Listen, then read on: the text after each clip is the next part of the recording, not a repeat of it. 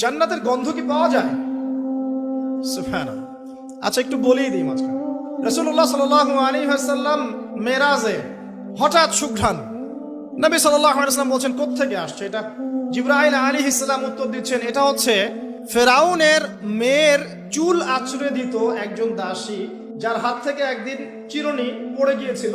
সে বলেছিল বিসমিল্লাহ বলে চিরুনি উঠিয়েছে, উঠে আবার আচরণ শুরু করেছে। এখন এর মেয়ে শুনে ফেলেছে বিসমিল্লাহ বলে উঠিয়েছে। সেই মেয়ে ফেরাউনকে বলল যে আপনাকে বাদ দিয়ে এই দাসী আরেকজনকে ইলাহ মানছে। তখন সেই দাসীকে গ্রেপ্তার করা হলো।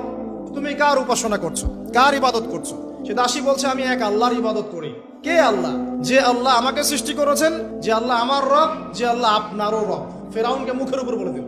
এবার ফেরাউন তাকে ধরে বলছে ফিরে আসো তোমার মতাদর্শ থেকে, না হলে তোমাকে জীবন্ত আগুনে পুড়িয়ে মার। কি বলছে? আগুনে পুড়িয়ে মার। তো সে ফিরে আসে না। তখন ফেরাউন দেখলো তার